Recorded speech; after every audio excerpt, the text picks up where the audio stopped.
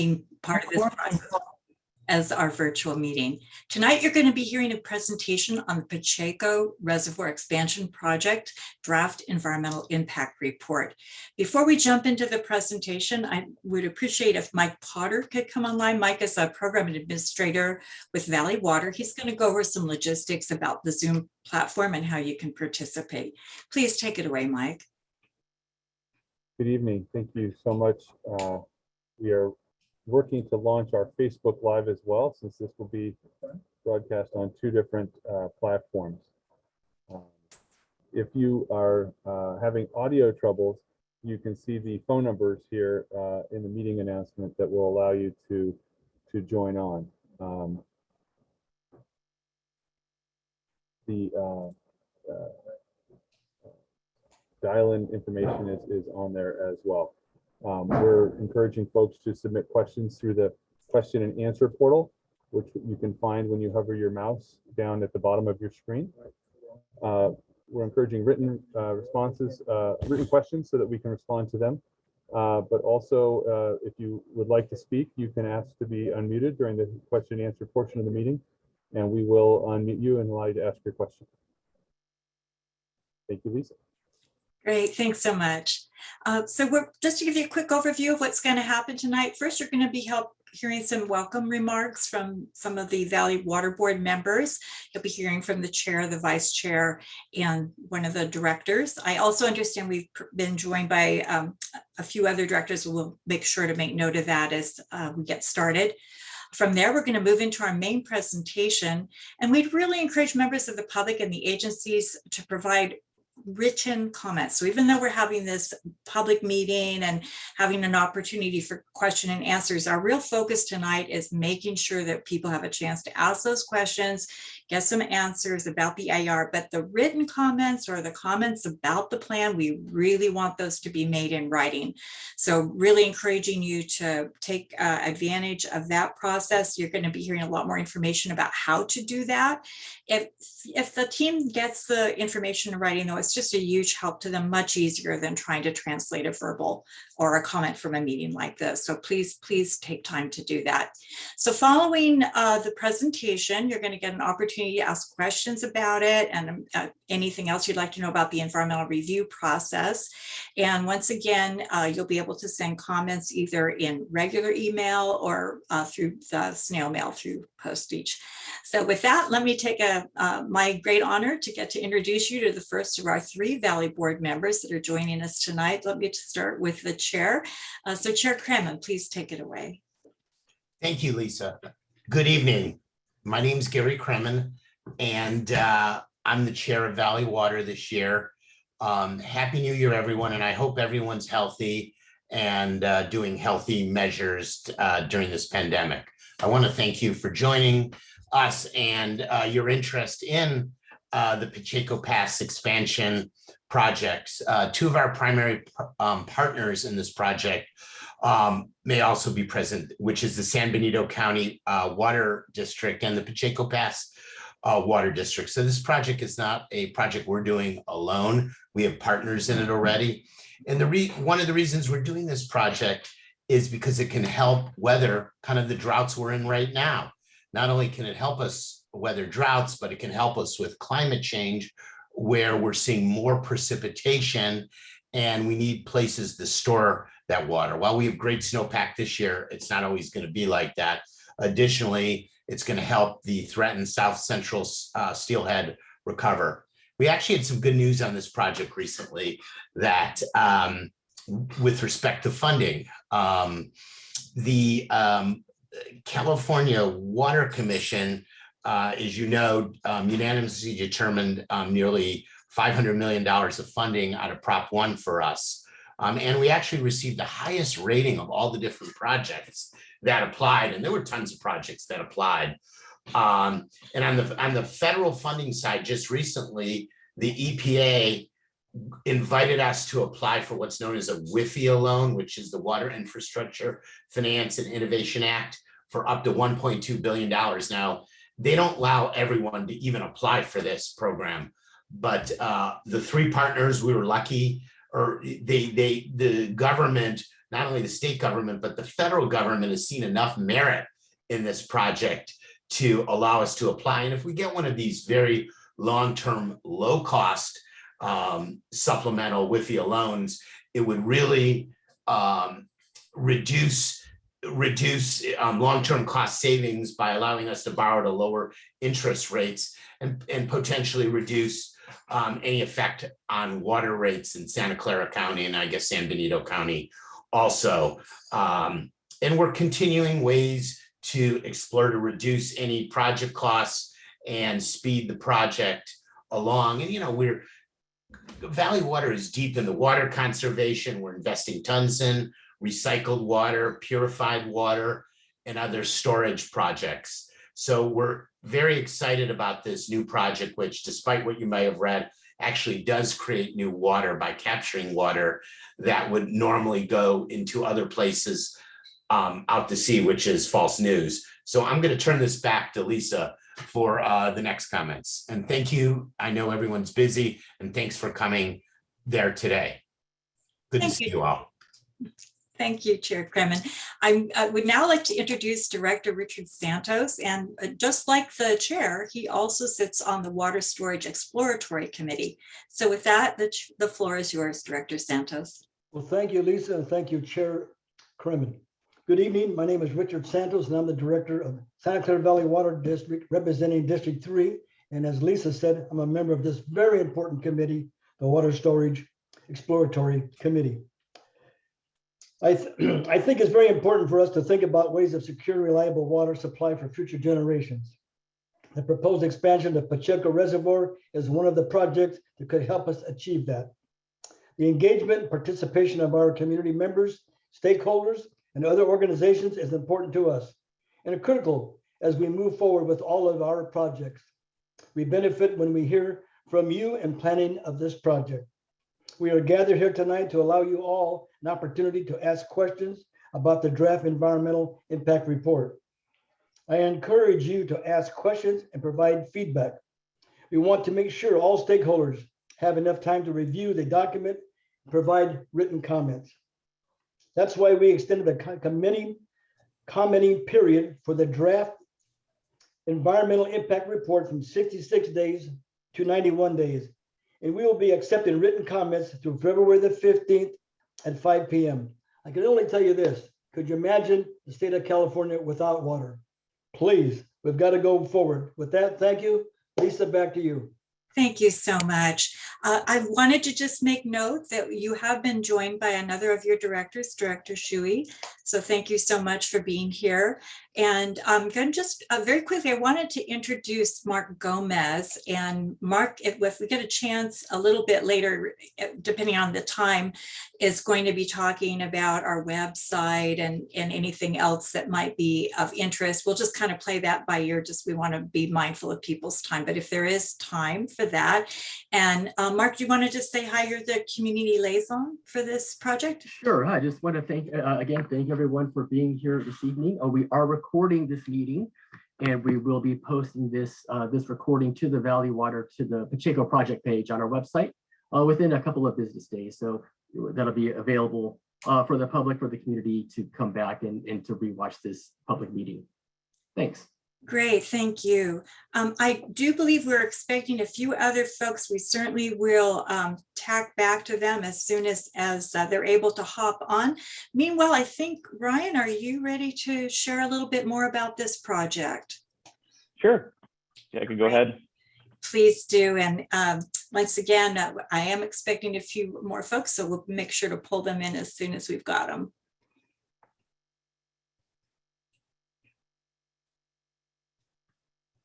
Okay, thank you, Lisa.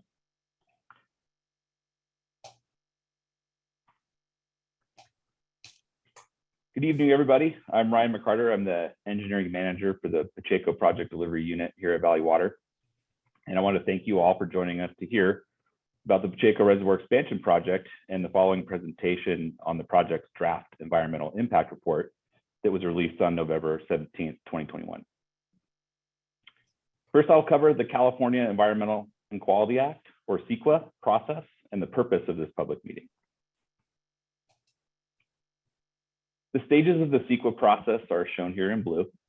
We are currently in the public comment period, which includes this public meeting. However, our public comment period has been extended, as mentioned, to a total of 90 days, which well exceeds the 45-day minimum requirement. After the public comment period, we will begin preparing responses to the public comments we receive, which will be incorporated into the final environmental impact report, or EIR, along with any other revisions necessary. The purpose of this meeting is to provide an overview of the Pacheco Reservoir Expansion Project draft EIR, to provide methods for submitting written comments on the draft EIR, and to provide opportunities for questions and clarifications on the project and the CEQA process. So this is a brief history of our CEQA efforts to date, with the notice of preparation released back in 2017, along with the initial study and 60-day comment period. In February 2021, we held public scoping meetings that described the alternatives to be assessed and reopened the public comment period for 33 days. And here we are on January 13th, 2022, with over 30 days remaining of the 90-day draft EIR public comment period. Next, I'll provide a brief background on the project. So the existing Pacheco Reservoir is located in southeast Santa Clara County, just north of the Pacheco Pass Highway, at the bottom of the grade, about 8 miles west of San Luis Reservoir, shown here in green. The existing dam on the North Fork Pacheco Creek forms Pacheco Reservoir, just north of the confluence with the South Fork Pacheco Creek. The approximately 100-foot tall dam was completed in 1939 and impounds up to 5,500 acre-feet of water. Pacheco Pass Water District owns and operates the dam and releases water stored in the reservoir into Pacheco Creek to recharge the downstream groundwater aquifers. The groundwater is then pumped to the surface through wells for agricultural use. It is important to note the existing reservoir facility only has the ability to directly divert water into the creek and has no other conveyance capability. In this next segment, I will review the planning objectives of the project. As we face future climate change, potential multi-year droughts, and water supply outages due to earthquakes or other disasters, Valley Water recognizes a need to develop solutions to these emergencies. The National Oceanic and Atmospheric Administration Office of Marine Fisheries has identified the South Central California coast steelhead as a federally threatened species. The Pajaro River watershed that includes Pacheco Creek has been identified as a critical recovery domain needed for these fish. Valley Water imports about 45% of its annual water supply from San Luis Reservoir through a pumping plant and pipeline called the Pacheco Conduit. In dry years, when the reservoir reaches low levels, the intakes for the pumping plant begin to pull in poor quality water near the surface, and the water level can even drop below the intakes. The project also plans to support Delta watershed wetlands by providing much needed water in critical dry years through an exchange. The primary objectives of the project are to meet the first two needs previously described, shown here in blue. And while the primary objectives are considered to have equal importance, the secondary objectives will be pursued to the extent possible without adversely affecting the primary objectives. Now I will summarize the proposed project and the project alternatives presented in the draft EIR. 6 alternatives are assessed in the report: the proposed project, alternatives A, B, C, and D, and a no project alternative. The proposed project and project alternatives A through D have variations of the project that each include common or similar facilities, construction, operations and maintenance, design and implementation features, including Valley Water's best management practices or BMPs, and project-specific avoidance and minimization measures or PAMs. The key variations of the facilities are the dam site location. We have both an upstream and downstream site. The reservoir size, we have a 140,000 acre-feet reservoir as well as 96,000 acre-feet reservoirs assessed. The dam type, we have a hard fill and earth fill dam type.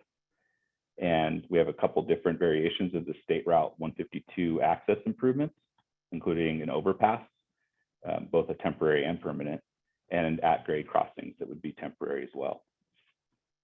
The long-term operations also have some variations with our target flows in Pacheco Creek that include a variable flow schedule and a fixed flow schedule. And we also have variations in the participation levels of San Benito County Water District at 0% and 10% participation levels. So this table summarizes each alternative described and assessed in the draft EIR with the variations of the common features for each. It is important to note that each alternative was assessed to the same level of detail as the preferred alternative, including the cumulative impact analysis for each.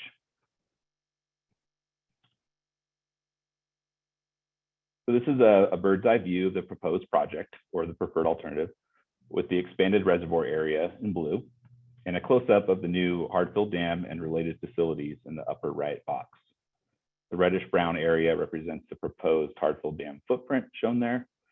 The green lines show the arrangement of the new pipelines and pump stations to deliver water in and out of the expanded reservoir. The emergency spillway is shown in brown over the center of the dam. It's a little hard to see there, but it is there in the center. And the yellow lines show the roads to access the site and new facilities. We also are showing the new proposed power transmission line in red with the red lines with the square, as you can see there. So alternative A has generally the same facility arrangement as the preferred alternative, but it replaces the hard fill dam with an earth fill dam type shown up here in the box in the upper right. Alternative B, again, very similar facility layout with a smaller earth fill dam and a reservoir of 96,000 acre-feet at the upstream dam site. Alternative C takes the dam to the downstream site with a hard fill dam type. See right here.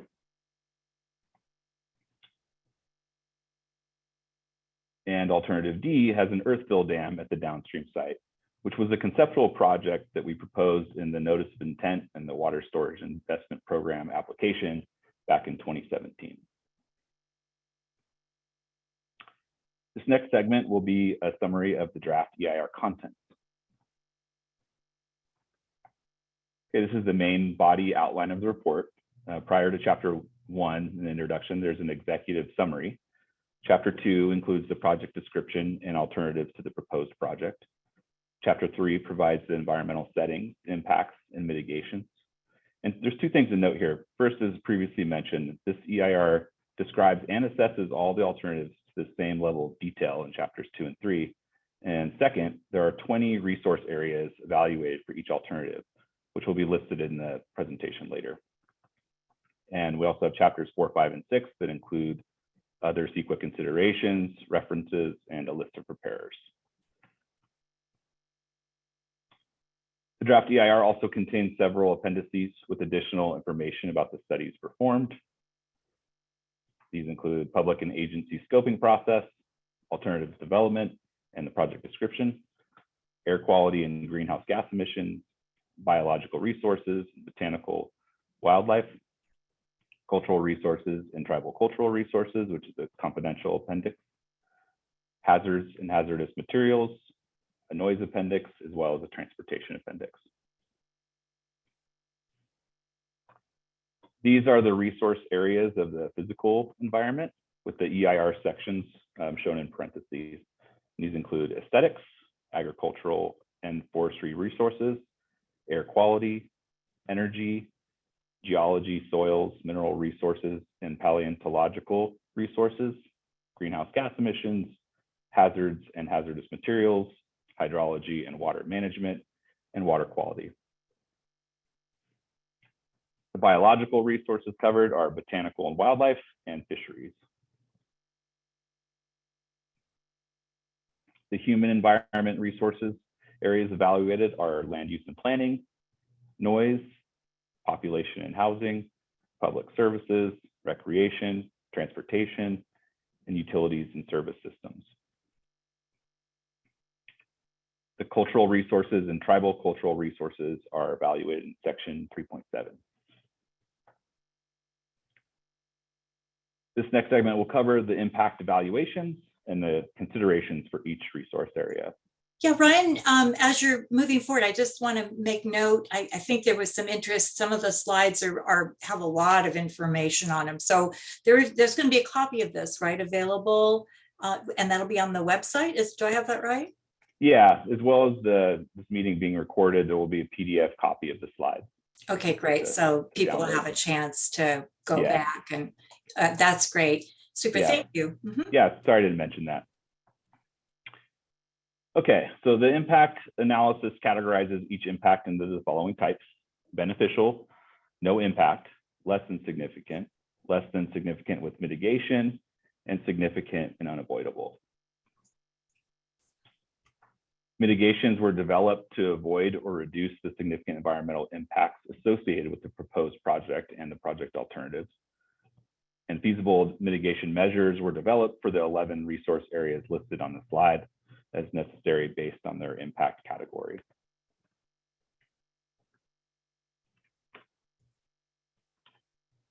So this slide highlights key considerations for the draft EIR, reflecting additional detailed analyses and comparisons not typically included in an EIR. Specifically, alternatives were evaluated at a similar level of detail as the proposed project mentioned before. In addition, the proposed project and alternatives A through D were simulated under future conditions and compared to the no action alternative or 2030 baseline condition. A 2017 level of development reflects the facilities, operations, and regulations associated with the year 2017. And similarly, a 2030 level of development reflects the anticipated facilities, operations, and regulations associated that will be in the year 2030, including projected climate change. The purpose of these water resources and fisheries numerical models is to quantify the hydrologic, water supply reliability, water management, water quality, and fisheries effects, and to support assessment of the potential environmental impacts of each project alternative.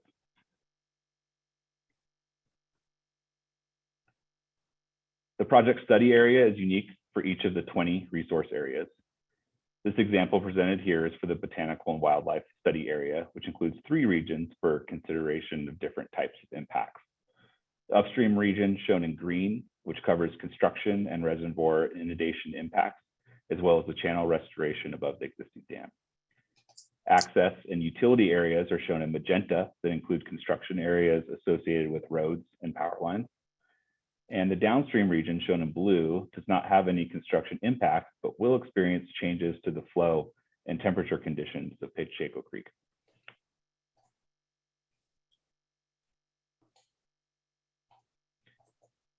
The duration of impacts are defined as temporary, short-term, and long-term. Temporary impacts occurred during the construction period, such as traffic or noise impacts. Short-term impacts occurred during construction and could last for 3 to 5 years after construction.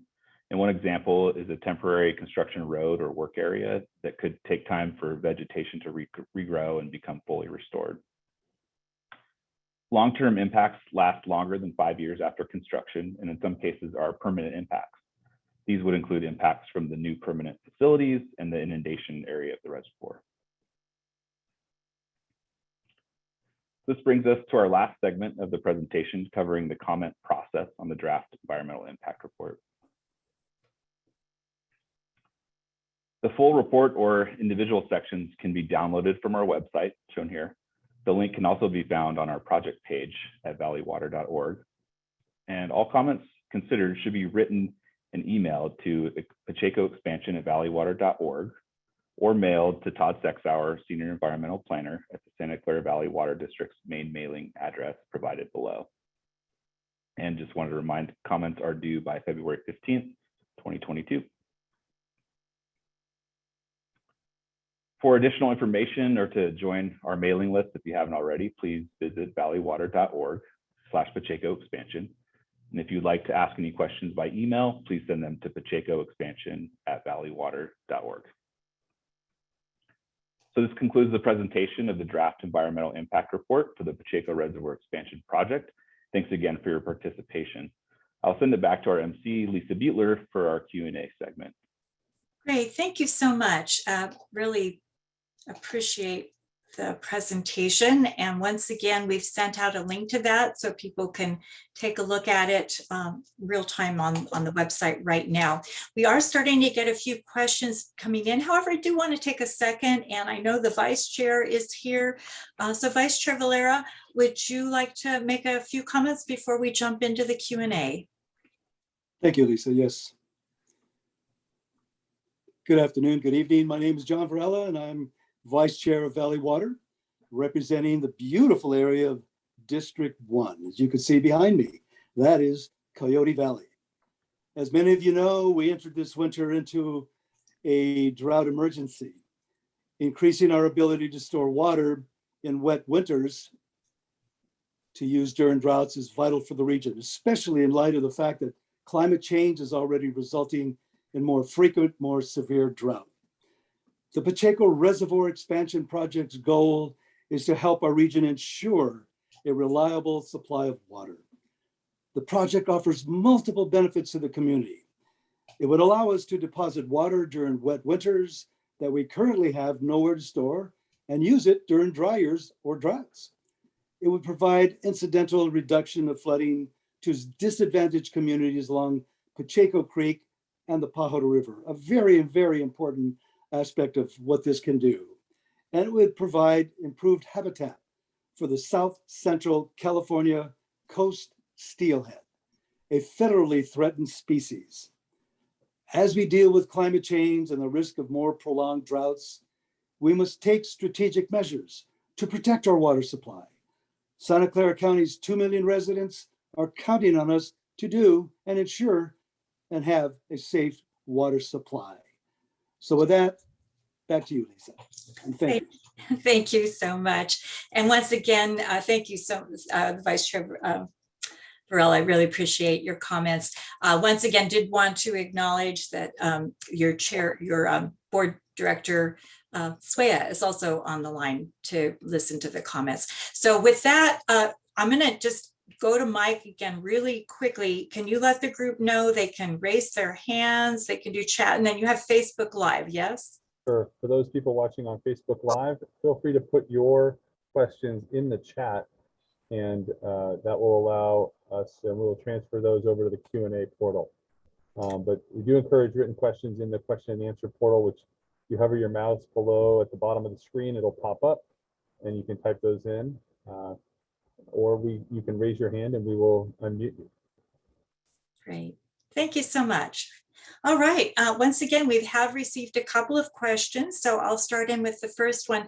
The first question is about the water to the wetlands. This person is interested in how much water you're thinking about, the years. Is it every year, just below average years, drought years, extreme drought? Just asking for a little bit more information about that part of the EIR.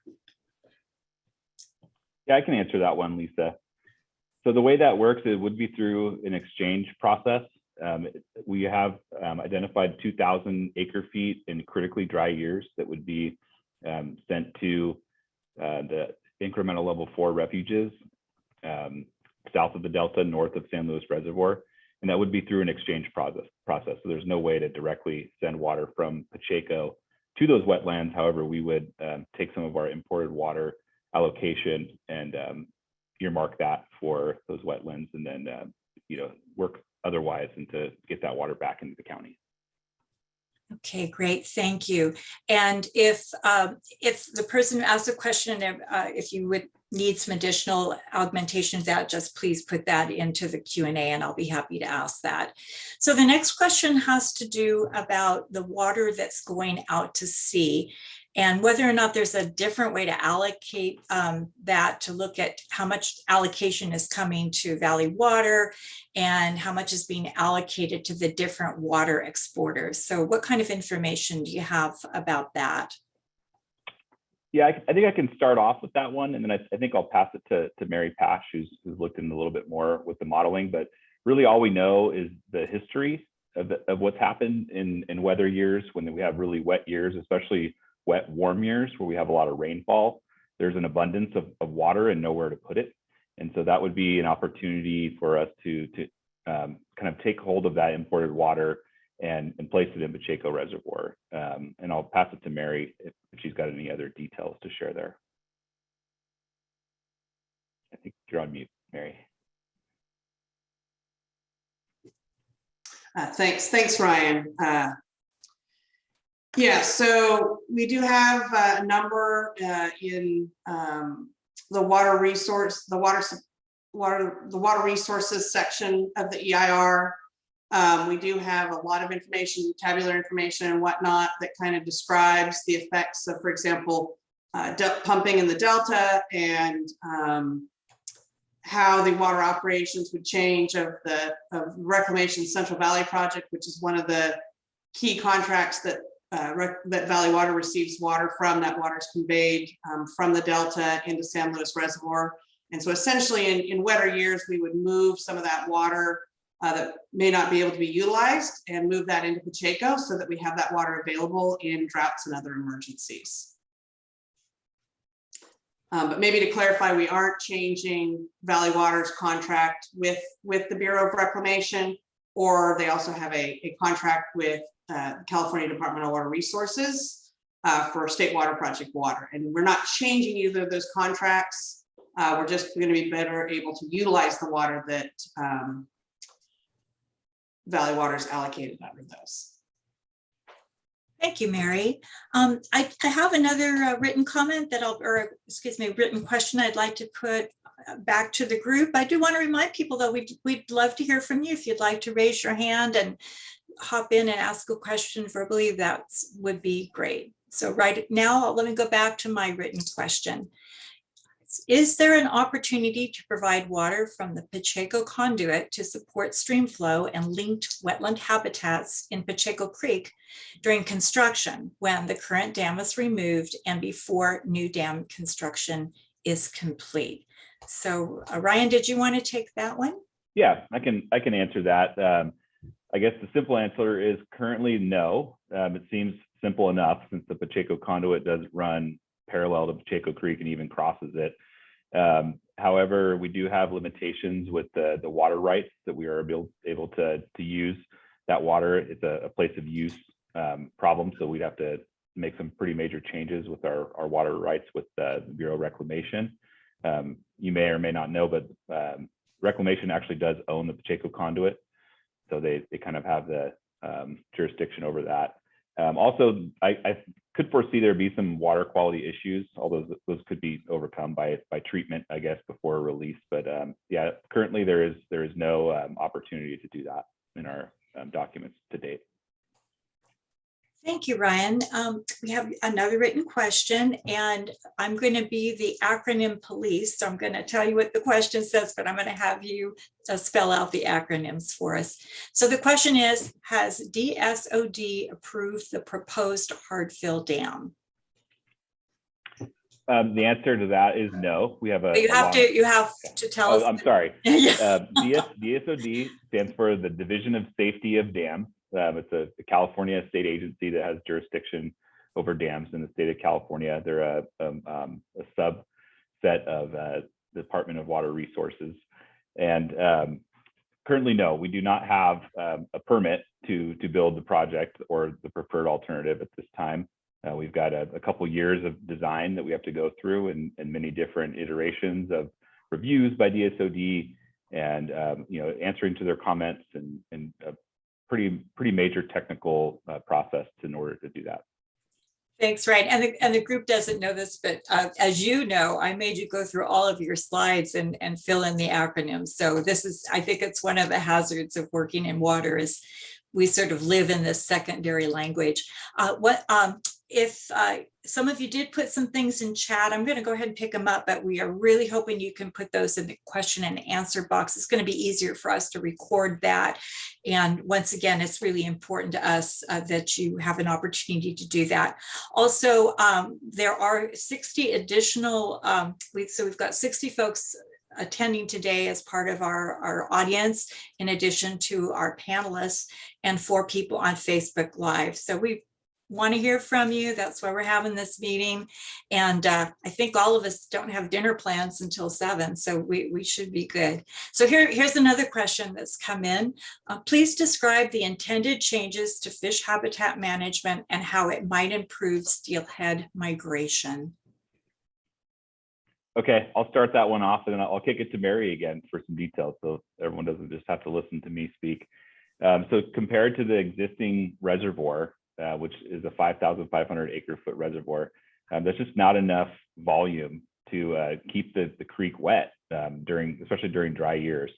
And also, since it is a small reservoir, the water is relatively warm, especially in hot years. So the major changes to the creek downstream and the fish habitat would be more water throughout the year and different flows during the spawning and migration periods, along with a much colder supply of water due to the deep new reservoir. So that's kind of the general changes. And Mary, did I miss anything that you may want to add? You know, the one piece I would add, and it really has come in the refinement over the last couple of years, we've been spending a lot of time with the various resource agencies from a federal and state perspective, as well as our partners with CDF, California Department of Fish and Wildlife, in looking at how to revise the flow schedule, how we would release water into the creek for the benefit of fisheries and other species. And the one piece that I would add specific to about steelhead migration is we have included some very specific pulse flows. So a little bit about fish life cycle history. They may be sitting out in the estuary out in Monterey Bay, and they're looking for a signal to tell them to migrate upstream through the Paro River up into Pacheco Creek. And so part of our flow regime includes what we term as pulse flow. So pulses, higher flows of water that kind of indicate and tell the fish waiting to migrate upstream to come on upstream. So we do include pulse flows. We do include pulse flows as well as encapsulating what Ryan said is kind of the really key critical part is many years in the summer months, the creek goes dry and the water temperatures are highly elevated and lethal to fish. And so providing a more consistent, flow regime through the whole year is really critical to helping improve the fisheries habitat and for the SCC steelhead. Great, thank you, Mary. We do have an audience member that would like to ask a question. So James Crowder, we're going to open your mic and invite you to ask your question. James, you're unmuted. Go ahead. Good evening. Can y'all hear me? We can, thank you. All right, thank you. I would like to actually follow up on the DSOD question that was asked just a moment ago. My understanding is that DSOD has specifically stated that a hard-filled dam of this size is not feasible and would likely not be approved at all by DSOD. And if that is the case, it would create a lot of confusion about what the public should be focused on in its written comments over the next 5 weeks or so. Additionally, if that is the case, it would also be problematic for the pulse flows for steelhead, because my understanding is that the earth-filled dams and some of the alternatives don't allow for pulse. So James, let me just check real quick. So are you asking them to respond to feasibility? Are you asking them to, what is the question that you'd like to ask? I would just like clarification on what parts of the DEIR the public should be focused on. Is it the proposed project, or should the public focus their written comments on one of the alternatives? Okay, thank you. Thank you. Ryan? Yeah, I think the simple answer is to focus on what is presented in the draft EIR at this time. You are correct. There has been correspondence with DSOD, and we are working towards a solution to the design of the project. We will likely go with the variable flow schedule for the fish releases, regardless of the dam type. That's not a direct relation to the dam type. That's just a different way of looking at the releases and making comparisons and the impacts. Mary or anyone else, do you have anything else to add on that? No, I will, we point out again that we have presented all the alternatives at a similar level of detail, whether the hard fill dam or the earth fill dam. And the other piece I would also add is that the dam type doesn't limit how we would operate that dam, if that makes sense. So. Great, thank you. And then James, if we didn't get that covered, feel free to go to the Q&A and just augment that so I can catch that. That would be great. We have received a few more questions in the interim, so let's go ahead. We have a question about what impact will this have on the conservation easement with the Nature Conservancy on the properties that they oversee?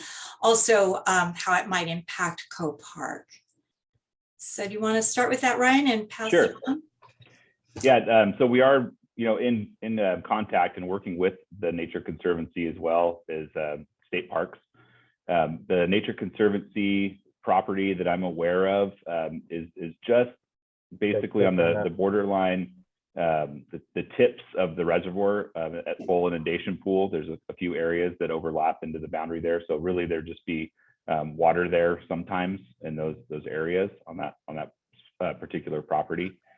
And how it will impact Co Park, yes, the preferred alternative does encroach into Henry Co Park, about 3/4 of a mile of the stream that covers, I think it's less than 20 acres of area when the reservoir is 100% full. But like I mentioned, we are working with state parks and developing solutions and kind of trade-offs that we can work on with them on that. Great, thank you. The next question has to do, and by the way, for the person who asked this question, I have been spending most of my life, the last couple of months, working on groundwater. So I very much appreciate this question. So the question is about, have you really looked at not using a dam at all, but moving to groundwater recharge instead, and using that as a storage option? So that was the question that they were asking. Okay, I think I can answer that somewhat. I'm not sure exactly what type of groundwater recharge this attendee may be proposing, whether it's if you didn't have the dam, then could you move to Well, without the dam, actually the system dries up really quickly. In fact, believe it or not, there's very little flow in the creek right now after all the storms we've received. The instrumentation at Walnut Avenue, which is near Casa de Fruta, is already showing zero flow. I'm sure there's some type of trickle in there now, but it's very flashy. So during storms, there's pretty significant flows, but they dissipate, and the water does naturally go into the ground through a lot of the gravels that are there naturally, and quickly disappears. So having the dam helps us regulate that flow more consistently, especially over dry periods, even during the winter, to keep it flowing. So hopefully that they answered the question. Great, thank you. There's also a question now about the CEQA process. So this person would like to know the next steps with CEQA following the comment period. How will they know that their comments have been addressed? When is the Valley Water going to certify the EIR? So just a little bit of the process that you're going to use. I'm going to pass this one to Todd, and I'm going to take a sip of water and let him answer that one. Sure. I believe my mic is on. What happens is the comments are collected following the end of the comment period, which is February 15th.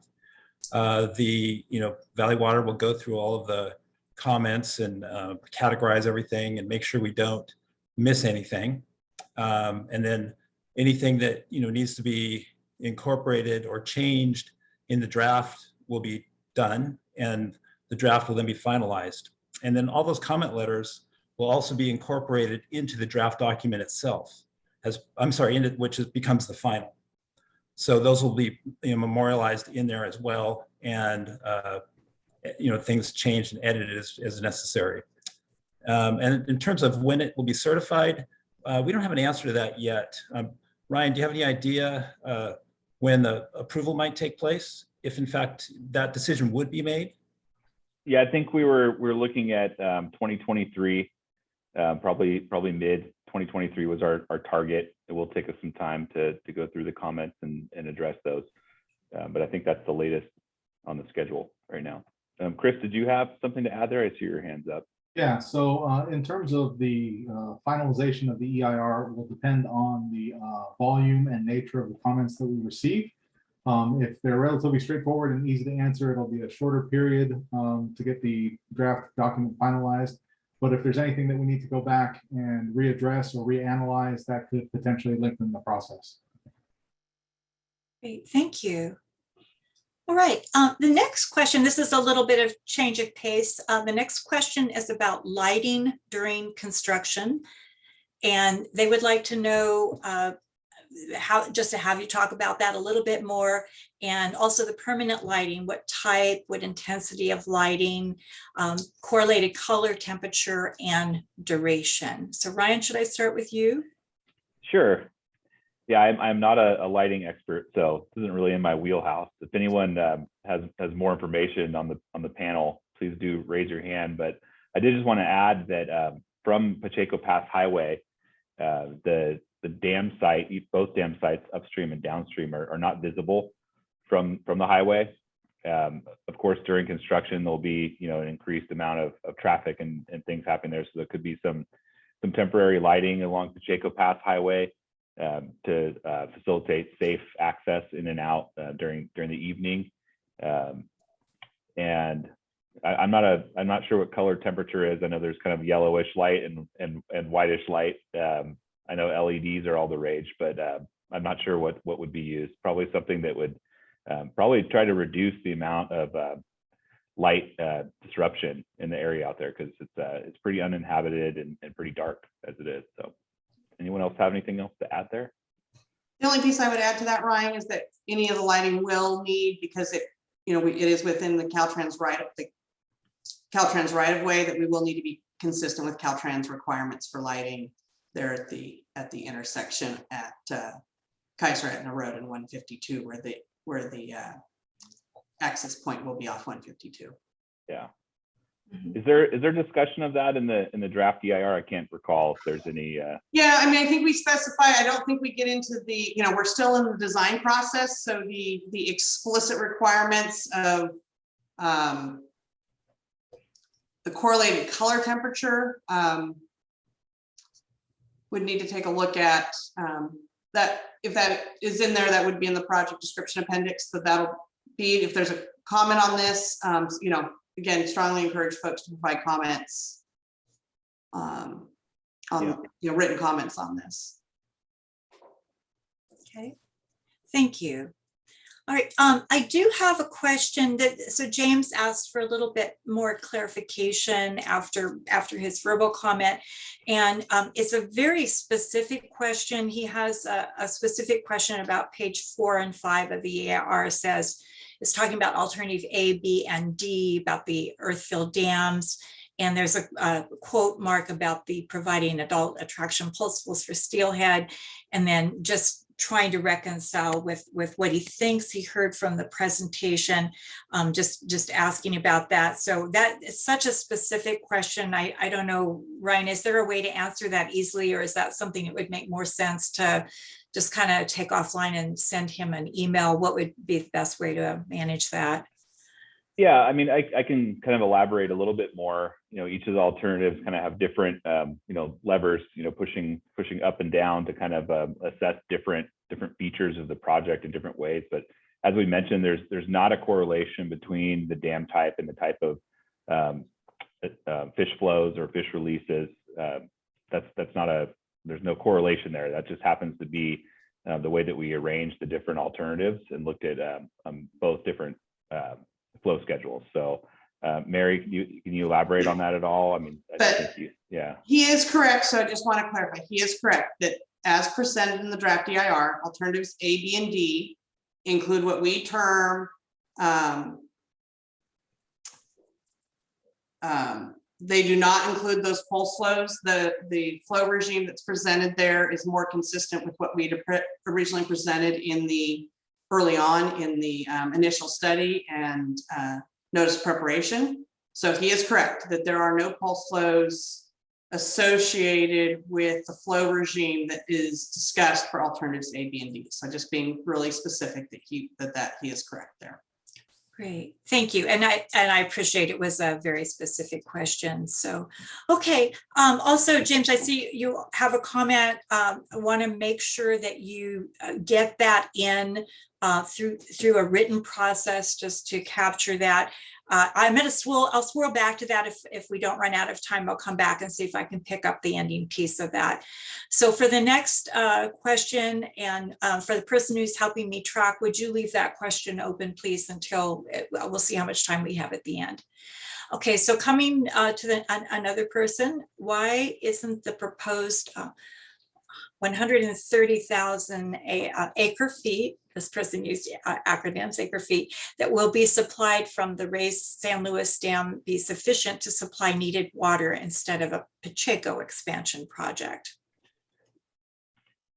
That's a question I don't know that I can answer, not being familiar enough with the San Luis Dam raise project. There's other people at Valley Water that I don't believe are on this call that are looking into that in more detail. I do know that although it is a raise that would account for 130,000 acre-feet in increased storage, I don't think all of that is earmarked for Valley Water. I think that there's a lot of other constituents, including U.S. Bureau of Reclamation and other water users that would be, vying for that water. So although that is the amount of the full project, I don't think that would be Valley Water's piece of it. Chris, do you want to elaborate on that? Sure. So currently, well, I guess I should open with the BFSIS raise is a project that's independent from the Pacheco Reservoir Expansion Project. So it's kind of outside the scope of this meeting to begin with. But just a little fact, as Ryan said, about 65,000 acre-feet is actually under the control of the United States Bureau of Reclamation. It's a federally funded project from that. Basically, it's the Central Valley project that will receive about 65,000 acre-feet. The additional 65,000 right now are looked at as investor-funded options.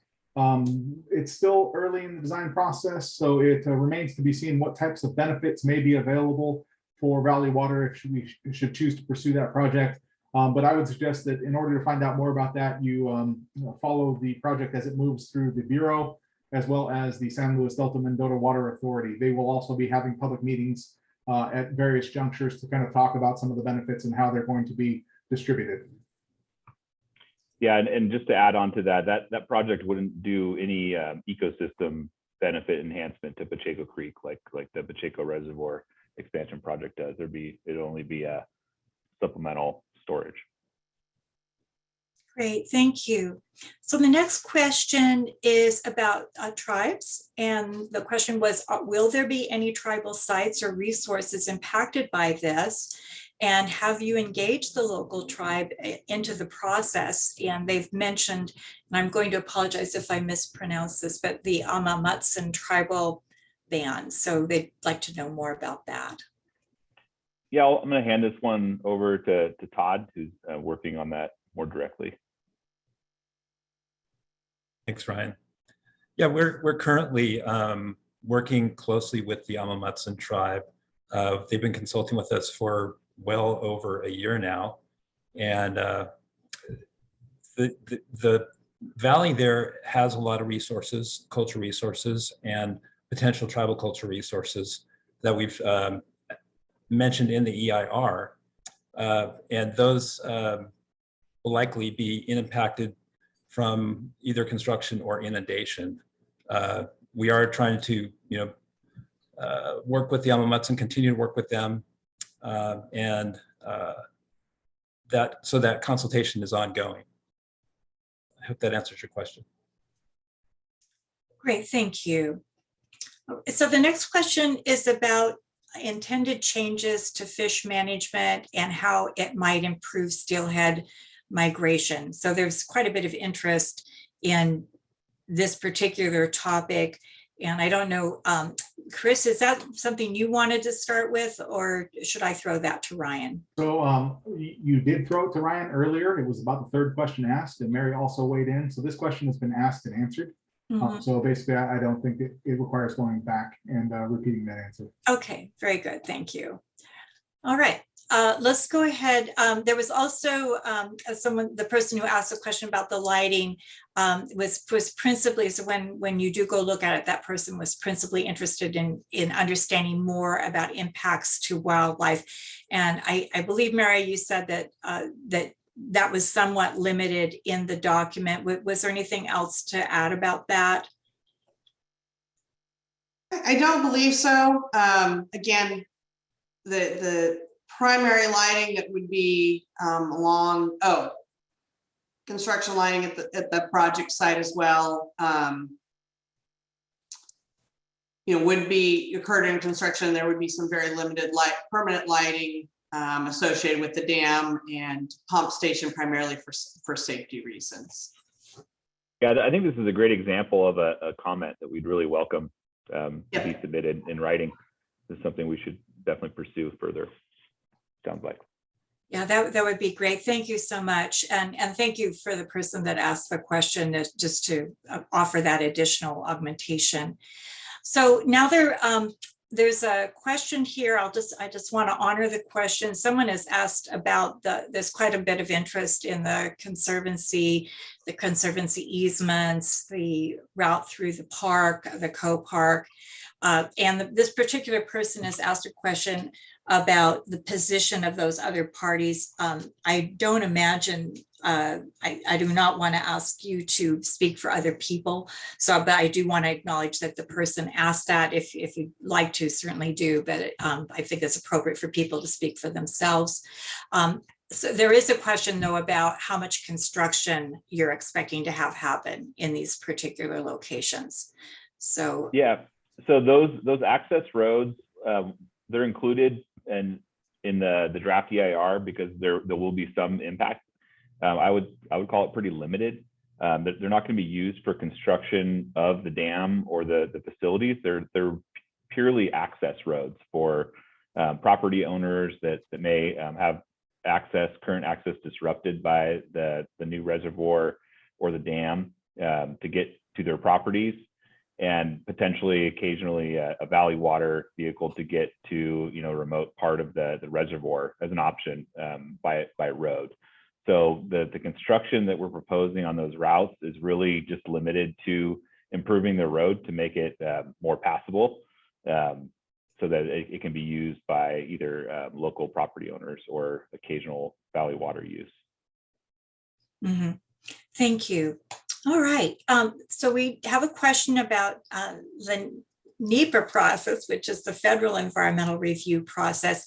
And given that there will be federal permits required, when would a NEPA review be taken? Well, I'm gonna give Todd a break and pass this one to Maylee, who's leading up a lot of our federal collaboration efforts, to give his best answer on that. Can you repeat the question, Lisa, again? I want to make sure I'm appropriately answering. Absolutely. So there is a question that given the project would require federal permits, when would the NEPA review be conducted? We are in working relationship with the Bureau of Reclamation. We reached out to them to be the lead federal agency for the NEPA process, as well as federal permitting. They are currently reviewing the draft EIR, and we are expecting comments from them. The draft EIR will answer a lot of the questions they need to be able to make that determination. We feel confident that we'll be working with Reclamation on this project quite a long time. Great. All right, thank you. Now we have a question about the recreation. What types of recreation will be available on the reservoir? Yeah, I can answer that one. Currently, there's no recreation planned in the draft EIR. Some people may have some confusion on this, but Santa Clara Valley Water District is not a recreation agency, although many of our facilities do have recreation components. They are all in collaboration with other agencies or entities such as Santa Clara County Parks and Recreation. So currently we don't have any plans with any of those folks to collaborate on recreation at this reservoir. Okay, thank you. What types, I'm sorry, my screen keeps jumping around here. What types of existing vegetation would be inundated? So this person is concerned about the loss of riparian vegetation and particularly about sycamores. So could you speak to that? Yeah, there's quite a few different vegetation and habitat types that we've explored. We've done pretty in-depth field investigations of the inundation area and the construction area, as well as the downstream area along Pacheco Creek, based on the changes that will happen there. I'm not sure if they wanted a list, and I'm probably not the best person to rattle off a list of different vegetation. Sycamore alluvial woodland is one, definitely, that we're looking at being impacted. Mary, did you want to maybe throw out a couple other of the main ones? I'm not sure I'm the best, I'm not the biologist on the call, but just really encourage, there's an in-depth discussion of the impacts, both in the reservoir area that would be caused through either construction or inundation in section 3.5 of the EIR. And we have, a number of appendices that then go even in further in describing what, some of the specific habitat types are and whatnot. So again, would encourage taking a look at section 3.5.3 of the document to look at that for each of the various alternatives in the proposed project. Thank you. Okay, so there are just tons of questions coming into this about Steelhead. So I think what would make sense, given the number that I've been receiving, to possibly, when we get a chance for Mark to show the website, just show people where on the website they can go in and read a little bit more about that. And then we can kind of talk about the comments and the best way to make comments about that. But right now, in accepting for the Steelhead question, the only last question I have that's in my little queue right here. So if you're out there and you really need to ask a question, we're going to talk about Steelhead in just a minute. If there's something else, be sure and get it in right now, because I'm almost ready to go there. So that I wanted to swirl back to the question from James. He is asking about the project's been described as an expansion, and he's just wondering, is it an expansion, or is it something, how did you arrive at calling it an expansion versus some kind of a new project? So is that, Ryan, is that something you would take?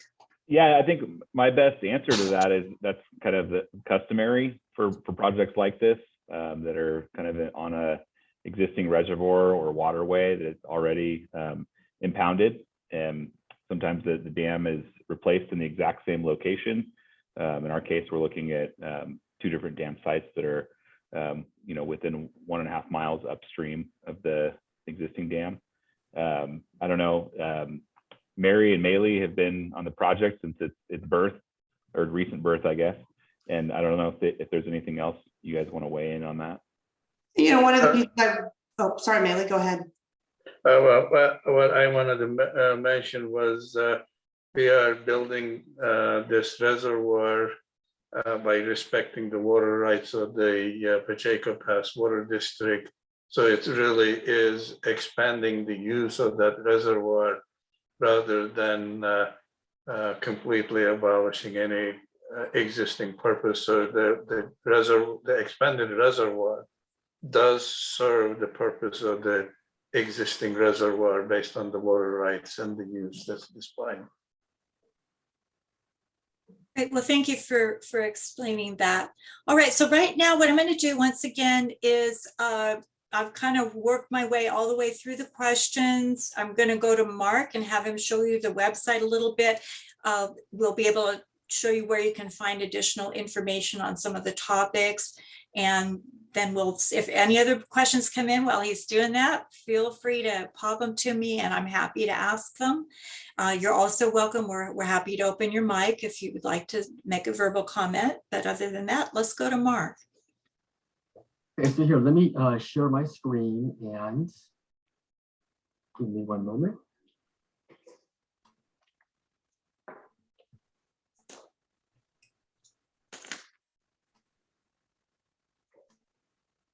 So hopefully everybody here can see that this is our Pacheco project page at the Valley Water website. And this is where we have a link to the draft EIR.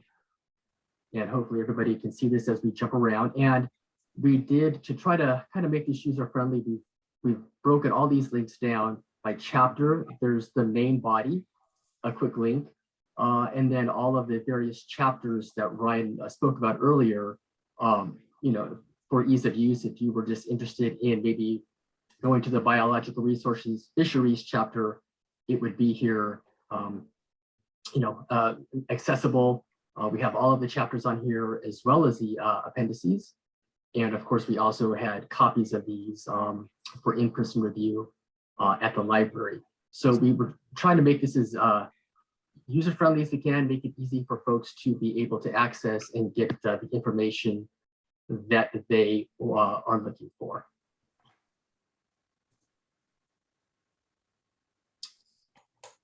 And again, that's at thevalleywater.org, and it's the Pacheco expansion.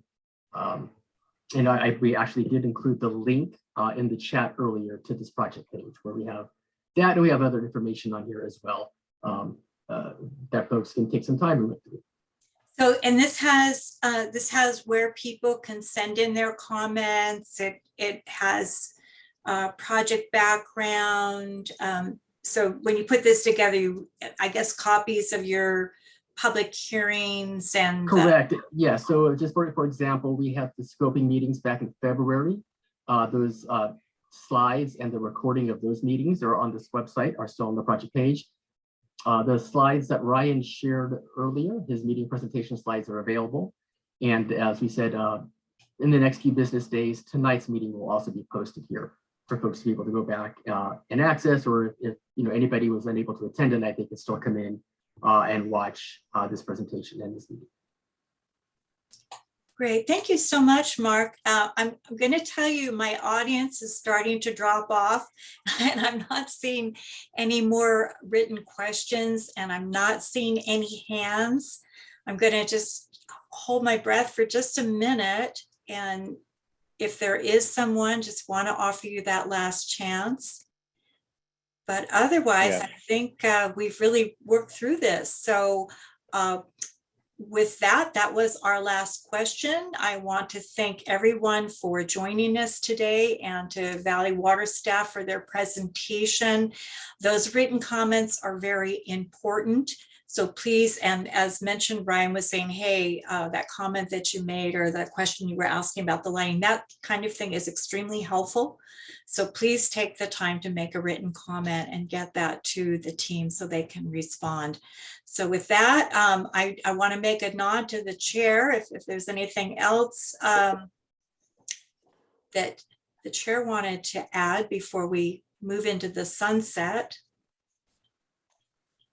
And if not, we'll just thank everyone.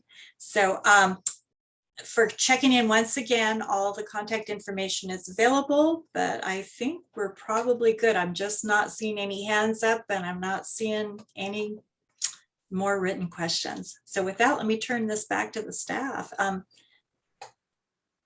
Unless one of the directors wanted to make another comment. Okay. All right, team, you're in charge. Thank you everyone for joining us this evening, and this will conclude our meeting. Thank you. Take care. Thank you, Lisa. Thank you. Have a good evening, everyone. Good night. Good night. Turn it off.